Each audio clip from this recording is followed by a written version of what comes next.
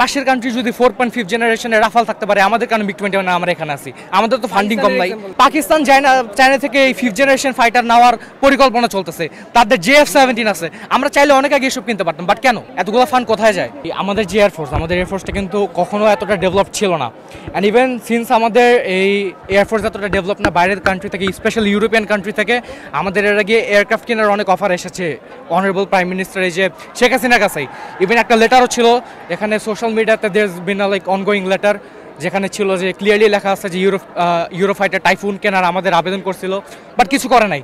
এখন প্রত্যেক বছর এই এয়ারফোর্সের এখানে কোটি কোটি টাকা ফান্ড করা হয়, এই টাকাটা কোথায় যায় আমরা আসলে কেউ জানি না। এ পর্যন্ত আজকে যদি আমাদের এয়ারফোর্সটা যদি এখানে আরও বেটার থাকতো, এরকম অ্যাক্সিডেন্ট ইজিলি অ্যাভয়েড করা যেত, এটা আমি মনে করি। এখনও চাইলে সম্ভব, কিন্তু এখনও মানে কোনো আমি প্রপার স্টেপস দেখতেছি না। যেমন এখানে অ্যাক্সিডেন্ট হয়েছে, ঠিক আছে, অ্যাক্সিডেন্ট হওয়ার পরে একটা ইনভেস্টিগেশন টিম অলওয়েজ রেডি থাকে, ঠিক আছে, উইথিন 24 আওয়ার একটা জেনারেল স্টেটমেন্ট দেয়। আমরা এখন এই পর্যন্ত একটা জেনারেল স্টেটমেন্ট পাই না যে এই প্ল্যানটা এখানে এই ট্র্যাজেক্টরিতে কিভাবে আসছে। আর আমার মেইন কথা হচ্ছে, এরকম একটা এরিয়াতে ফ্লাইট প্ল্যান কেন বানানো হবে একটা প্লেনের? তাও এটা একটা ফাইটার জেট প্লেন ছিল, প্লেনটা যদি এদিক দিয়ে আসে, এদিক দিয়ে বা কেন এসে এখানে পড়বে? এখানে যদি পড়ার, এখানে আমি বলতেছি না পাইলটের ছিল, অবভিয়াসলি আমি বলবো যে pilot he gave his best, but আমি মনে করি এটাকে আরো অনেকভাবে এটাকে অ্যাভয়েড করা যেত। প্লাস আরেকটা জিনিস হচ্ছে প্লেনের মেইনটেনেন্স। আমাদের এখন কারেন্টলি মানে best fighter jet we have is মিগ-29 এখন আমাদের মানে এমন অবস্থা হয়ে গেছে, মানে ইঞ্জিনগুলোর মধ্যে জং ধরে গেছে। কয়েকদিন আগে আমি যেটা দেখলাম, রাশিয়া থেকে আমাদের নিউ সেটস অফ ইঞ্জিন আনানোর কথা, কারণ এত বাজে অবস্থা। এন্ড কথা হচ্ছে, এতগুলো যে ফান্ড এয়ারফোর্সের পিছিয়ে, এগুলো কোথায় যায়? আমার কোশ্চেন হচ্ছে এটা। ওয়ার্ল্ডে 6 জেনারেশন 7 জেনারেশন ওয়ার্ল্ডে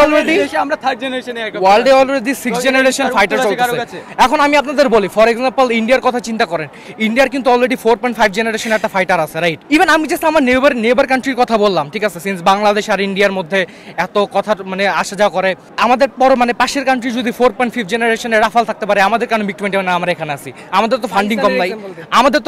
পাকিস্তানের কথা চিন্তা করেন, পাকিস্তান চায়না